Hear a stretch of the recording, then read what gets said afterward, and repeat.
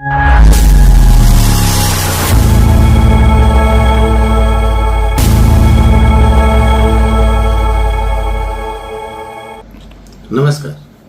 आप सब देख रहे होंगे कि लगातार 2-3 दिन से प्रशासक प्रफुल्ल पटेल जी के लिए समर्थन में प्रिंट मीडिया में समाचार छपे जा रहे हैं। जनप्रतिनिधियों से प्रस्ताव पारित किए जा रहे हैं कि प्रफुल्ल पटेल का आभार। तो मैं आप सबको पूछना चाहता हूँ, प्रशासक प्रफुल्ल पटेल को पूछना चाहता हूँ कि जब जब आपकी बदली की बात आती है तभी क्यों लोगों से आभार मनाया जाता है? तो लोग कहेंगे कि नहीं, तो महामहिम उपराष्ट्रपति जी ने उनको न्योता दिया था, जनप्रतिनिधियों को दिल्ली बुलाया था, उसके लिए आभार मनाया जा रहा है। तो सवाल यह है कि आभार जनप्रतिनिधियों को मानना चाहिए महामहिम उपराष्ट्रपति जी का। अब उपराष्ट्रपति जी ने बुलाया था दिल्ली के लिए, तो अभी क्यों गए?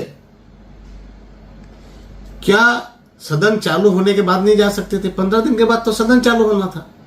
जनप्रतिनिधि सारे के सारे वो सेशन चालू होता तब आते, तो सदन की कामगिरी देखते, वहां मोदी जी से मुलाकात होती, वहां लाइब्रेरी ऊपर गैलरीज में बैठने का मौका मिलता, और होम मिनिस्टर जी से भी मिलते, पंचायती राज के मंत्री से भी मिलते, और सदन चालू होने पर उनको काफी कुछ सीखने को मिलता। तो अभी क्यों गए? जब प्रशासक की बदली की बात आती है तभी क्यों ये लोगों को लेके दौड़ता है? आभार मानना है तो महामहिम जी का मानना चाहिए, राष्ट्रपति जी का मानना चाहिए कि क्यों इनका हम आभार माने प्रशासक जी का। इन्होंने ऐसा क्या किया? क्या दमन दीव दादरा नगर हवेली का भवन बेच दिया इसलिए आभार मान रहे? क्या दमन दीव का सर्वनाश कर दिया इसलिए आभार माने? उनको पूछना चाहिए था। जनप्रतिनिधि आए दिल्ली तो उनको रुकाया कहाँ गया, ठहराया कहाँ गया? क्यों उनको पार्लियामेंट से 2-2.5 घंटे के रास्ते के पर रुकाया गया? क्यों उनको वो होटलों में 3-3 बजे तक रूम नहीं दिलाई गई? क्यों उनको दमन दीव के भवन में नहीं रुकाया गया? जो दमन दीव का लग्जरियस होटलों से भी बेहतरीन कमरे थे, वहां क्यों नहीं रुकाया गया? क्योंकि वो तो बेच दिया था, तो वो बेचने के लिए आभार मान रहे हैं। इनको सूरत उतार दिया गया, किसी को कहां उतार दिया गया, कितना परेशान हुए जनप्रतिनिधि, फिर भी आभार मान रहे। मानिए, मैं मना नहीं कर रहा हूं, आभार मानना चाहिए, मगर आप लोग बेहतर होता, सेशन चालू होता तब आप आते। फिर भी मैं कुछ बातें लोगों को समक्ष लाना चाहता हूं। ये प्रशासक आभार क्यों बना रहा है? आपने देखी होगी तो कल प्रेस ब्रीफिंग हुई। कल प्रेस ब्रीफिंग क्यों हुई? क्यों अभी रविवार के दिन, छुट्टी के दिन भी लोगों से प्रस्ताव पारित कराए गए? क्या ऐसी इमरजेंसी है कि तुरंत से तुरंत सब करवाया जा रहा है? अगर जनप्रतिनिधियों से प्रेस ब्रीफिंग करानी होती तो दिल्ली से लौटे कि दूसरे दिन प्रेस ब्रीफिंग होती। 7-7 दिन तक क्यों बैठे रहे?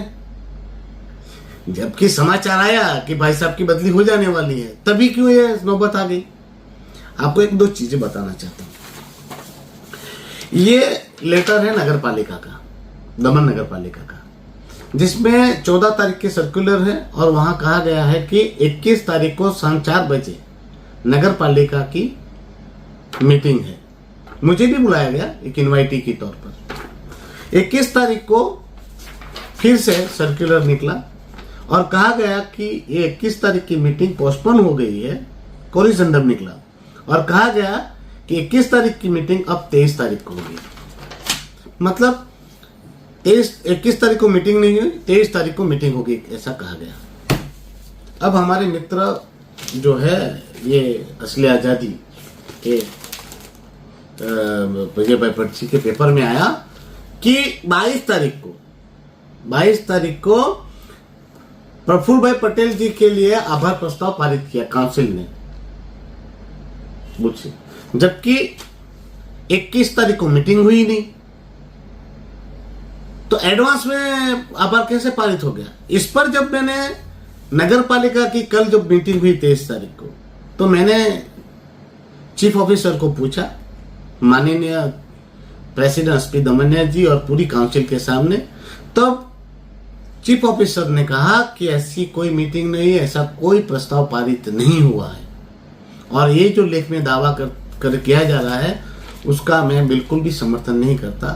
और ऐसी कोई मीटिंग हुई ही नहीं है, ऐसा कोई प्रस्ताव पारित ही नहीं हुआ है। मतलब क्या हुआ, ऐसा कोई ठराव पास नहीं किया गया, लोगों से जबरन सिग्नेचर करवाए गए और ये फ्रॉड रेजोल्यूशन बनाया गया। ऐसा ही स्थिति जिला पंचायत में हुई। जिला पंचायत में भी मेरे जिला पंचायत के कुछ मित्रों ने मुझे बताया कि रविवार के दिन जिला पंचायत के कर्मचारी हमारे घर आए और वो रेजोल्यूशन में साइन करवा रहे थे और बोल रहे थे कि इस पे साइन करना है, आभार प्रस्ताव पारित किया है उस पर। बोलते कोई मीटिंग ही नहीं है, कोई सर्कुलर ही नहीं भेजा गया और डायरेक्ट आभार प्रस्ताव पारित कर क्या हुआ, पत्र हमें थमाया जा रहा था, हमने सिग्नेचर नहीं किए तो हमें धमकाया गया, डराया गया। मतलब जिला पंचायत ने भी ऐसे ही किया, सरपंचों से भी ऐसा ही करवाया जा रहा है। कुछ सरपंचों ने फोन किए कि हमें भी ऐसा बोला जा रहा है कि इस पे साइन करके भेजो। बोले जब मीटिंग ही नहीं और आभार किस बात का माने और क्यों माने, तो बोले हमें डराया जा रहा है, धमकाया जा रहा है। मतलब सारे के सारे जनप्रतिनिधियों से ऐसे आभार प्रस्ताव पारित करवाए जा रहे हैं। और क्यों करवाए जा रहे हैं, प्रशासक जी तो ये कहते हैं कि मैं आया हूं मेरी मर्जी से, मैं जाऊंगा अपनी मर्जी से। तो ये कौन सी मर्जी है, क्यों डरे हुए हैं, क्यों घबराए हुए हैं, आपको ये जरूरत क्यों पड़ रही है कि संडे को रविवार के दिन पारित करवा रहे हैं और जो तारीख मीटिंग हुई नहीं उस मीटिंग में आप पारित करवा रहे हैं। अरे मैंने पेपर में, ये हमारे मित्र मुकेश गोसाई जी ने लिखा कि प्रशासक जी ने कहा हमारे जनप्रतिनिधियों से और जिला पंचायत के प्रमुखों से कि आप लोगों की जो सत्ता है वो तो, और आप लोगों का जो होद्दा है वो तो राज्य स्तर के मंत्री के लेवल का है। तो प्रशासक जी आपको 8 साल के बाद पता चला कि हमारे जनप्रतिनिधि जो जिला पंचायत के अध्यक्ष है, उनका जो रैंक है, उनका जो होद्दा है वो राज्य मंत्री के लेवल का है। उनको आपने क्या बना दिया है, वो जिला पंचायत के प्रमुख अपनी साइन तक नहीं करवा पा रहे। उनके पास जो सत्ता थी वो सब सारी सत्ता तो आपने छीन ली है। उनको 8 साल से आपने एक पैसे का आपने फंड यूटिलाइज करने के लिए पावर नहीं दिया है, फंड नहीं दिए है। जब आपकी सत्ता छीनने लगी है तब जनप्रतिनिधियों को बता रहे हो कि आप तो राज्य कक्षा के मंत्री के लेवल के हो। आपने कब उनका सम्मान किया, आपने उनके होद्दों का कब प्रोटोकॉल दिया, आपने तो कठपुतली बना दिया था। ऐसे ही हाल आपने नगर पालिका के अध्यक्षों का किया और कह रहे हैं सरपंच जो है उनके पास वहीवटी सत्ता होती है। 8 साल के बाद आप बता रहे हो, जबकि उनके साथ सारे पावर आपने छीन लिए। उनको भी 8 साल से आपने कोई फंड नहीं दिया। अरे सरपंच तो खुद एनओसी नहीं दे सकता, सरपंच तो कोई नोटिस नहीं दे सकता, सरपंच तो खुद की पंचायत में सफाई तक नहीं करा सकता, और आप कह रहे हैं कि वहीवटी करता है वो। कौन सा पावर दिया आपने हमारे जनप्रतिनिधियों का, कौन सा सम्मान किया आपने हमारे जनप्रतिनिधियों का। आप अपनी ऑफिस में बुलाकर उनको गाली गलौज करते हो, धमकाते हो उनको, और ये हमारे जनप्रतिनिधि अपना आत्म स्वाभिमान गिरवी रखकर उनके आका के फरमान बजा रहे हैं। उन्होंने कहा कि ये जाकर बोलो, तो आज एक चाटुकार सरपंच को बोलने लगा। अरे प्रशासक जी आप खुद आइए ना सामने, आइए डिबेट करते हैं सामने सामने लड़ते हैं। आप बोल रहे हैं ना कि मैं उनको जवाब दे सकता हूं, जवाब दीजिए आप। वो फिल्म देखी थी सनी देओल की मैंने, कात्या मर्द बनने का इतना ही शौक है तो कुत्तों का सहारा लेना छोड़ दो। प्रशासक जी वही डायलॉग मैं आपको बोल रहा हूं, कुत्तों का सहारा मत लीजिए, आइए सामने। और मैं पहले भी नहीं डरता था आपसे, जब मैं कुछ नहीं था, अभी मैं आपसे क्यों डरूंगा। और आप ये आभार प्रस्ताव पारित करा कर भी बचोगे नहीं। आपका बोरिया पिस्तरा बांधने का वक्त आ गया है। आपकी मर्जी और आपका वो एटीट्यूड सब मिट्टी में मिलने वाला है। भगवान के घर देर है अंधेर नहीं है। आपने जो तानाशाही की है ना, उसका तो मैं सजा आपको दिला के रहूंगा। उसकी सजा आपको जरूर मिलने वाली है। और हमारे जनप्रतिनिधि कह रहे हैं, हमारे सरपंच ये कह रहे हैं, और वो प्रशासक की बातों में आकर अपने ही जनप्रतिनिधियों पर अनाप शनाप आरोप बढ़ रहे हैं। मैं क्या मांग रहा हूं? मैं तो आपको पावर देने की बात कर रहा हूं, आपके पंचायतों को पावर देने की बात कर रहा हूं, आपकी जिला पंचायतों को पावर दिलाने की बात कर रहा हूं, मैं तो नगर पालिका को पावर देने की बात कर रहा हूं। मैंने कहा कि आप लोग पापी है? मैंने तो ये कहा कि पाप के भागी ना बने, क्योंकि लोगों के घर, दुकान, मकान टूट रहे हैं, लोगों के धंधे छीने जा रहे हैं, लोगों को नौकरियों से वंचित किया जा रहा है। आज लोग त्राहिमाम है, हर तरह से लोग दुखी है, लोगों के घर नहीं बन रहे हैं, लोगों के मकान नहीं बन रहे हैं। अरे हर बेचारा 500 लेके आता तो पुलिस लूट रहती है, हर तरह से आदमी बिसा जा रहा है। उसमें मैं तो आप लोगों का साथ और सहकार मांग रहा हूं। अरे कम से कम आप लड़ाई नहीं लड़ सकते, जो लड़ रहा है उसका तो टांग मत खींचिए। आप बेबुनियाद आरोप लगा रहे, कह रहे कि इनको गाड़ियां मिली। अरे आप अपने प्रशासक प्रफुल्ल भाई पटेल जी से पूछिए कि आपके प्रशासन ने कितनी गाड़ी हायर की है। 100 से 125 गाड़ियां हायर की है, नई गाड़ियां। वैसी गाड़ियां जिला पंचायतों ने भी खरीदी है उनके अध्यक्षों के लिए, हमारे नगर पालिका के में भी खरीदी गई है। आपके जिला पंचायत और नगर पालिका में जाके देखिए ना, अध्यक्षों ने वो गाड़ी खरीदी कि नहीं खरीदी, उसको खरीदी नहीं कह सकते। वो प्रशासन ने भी 100-125 गाड़ियां खरीदी नहीं कह सकते, उसको हायर की है। वैसे आपके जिला पंचायत के प्रमुखों को पूछिए, आपके जिला प्रमुख भाजपा के और नगर पालिका के प्रमुख अस्मी भाई को पूछिए, वो गाड़ी कौन सी यूज कर रहे हैं। उसने भी तो वो एजेंसी की गाड़ियां हायर की है, वैसी ही 2 गाड़ियां मैंने हायर की है। मुझे सांसद की सैलरी मिल रही है, उस सैलरी से मैंने वो गाड़ी वो हायर की है, जैसे प्रशासन ने 100-125 गाड़ी हायर की है। कह रहे ये है भाई साहब, 1 रुपया का अगर भ्रष्टाचार उमेश पटेल ने किया हो तो मुझे फांसी पे चढ़ा दीजिए। 1 रुपया का कमियों से मेरा उग्रणी हो तो फांसी पे चढ़ा दीजिए मुझे। अरे कह रहे हैं कि उमेश पटेल ने ये किया वादा, उमेश पटेल ने वो वादा किया। क्या वादा? छाती ठोक के कहता हूं, प्रशासक को हटाने का मेरा एकमात्र उद्देश्य है और वो उसमें मैं लगा पड़ा हूं।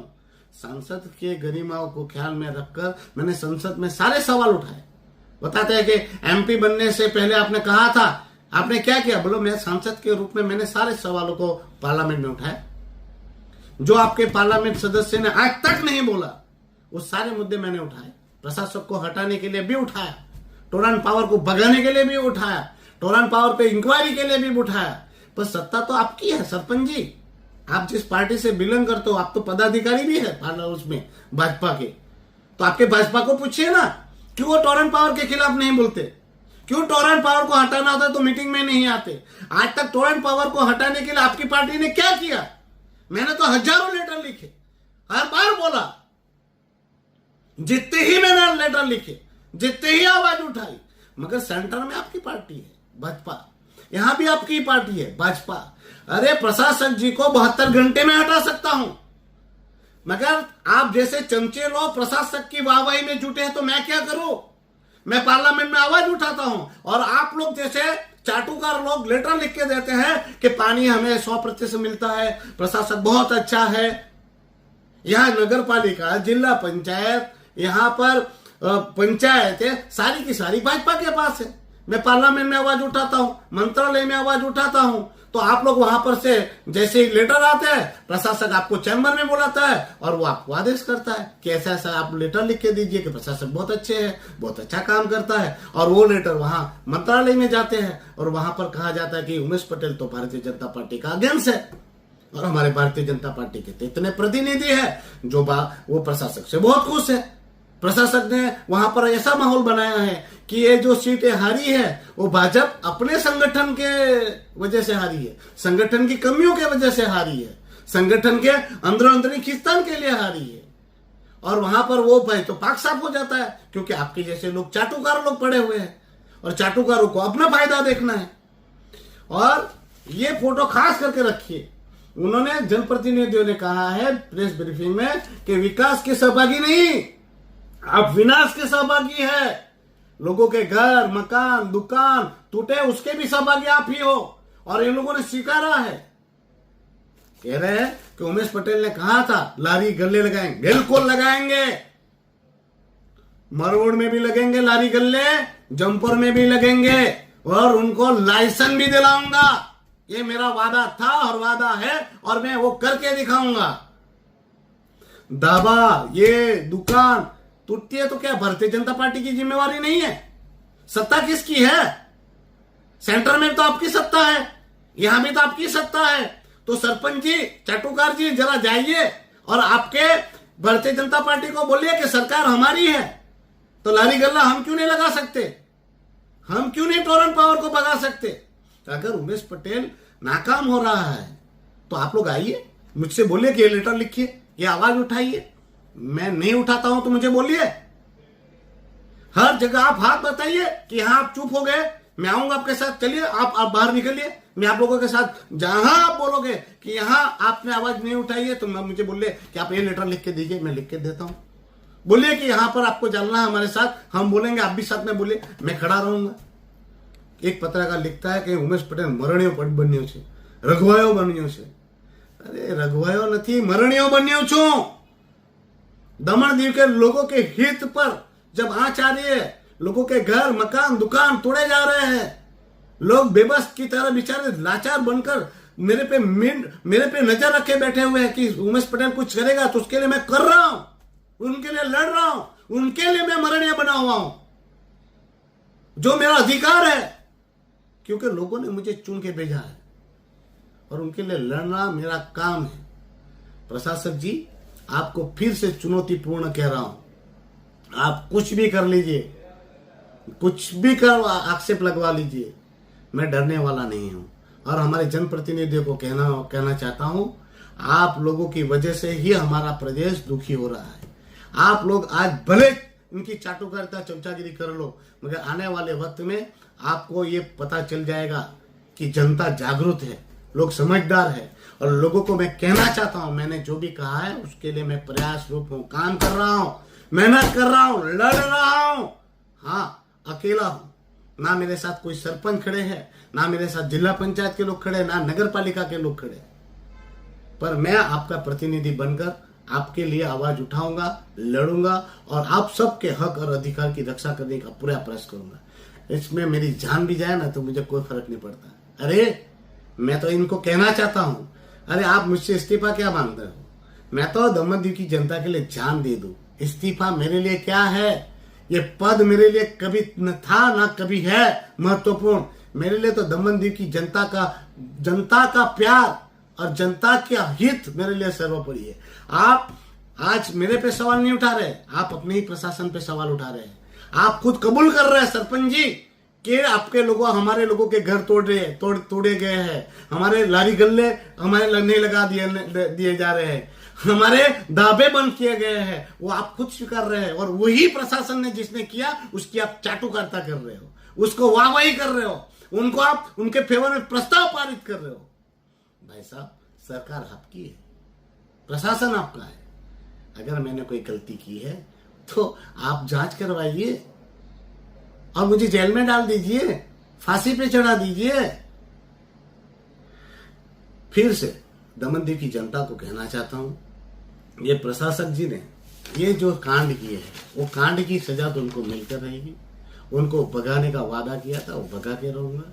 और बात में ये भी कहना चाहता हूँ, लोग बोलते हैं कि उमेश पटेल ने कहा था वाको वारिस यानी लात मारिस। अरे वाका वारवानो मतलब झुकाने का मतलब क्या होता है?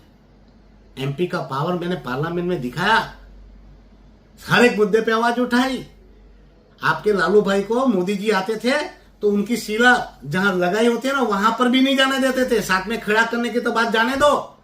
मुझे तो प्रशासक जी ने, उप प्रमुख जी आए, उपराष्ट्रपति जी आए, तो मुझे साथ में मंच पर बिठाना भी पड़ा, साथ में रखना भी पड़ा, मेरे नाम की तख्ती भी लगानी पड़ी, साथ में गाड़ी में बिठाना भी पड़ा।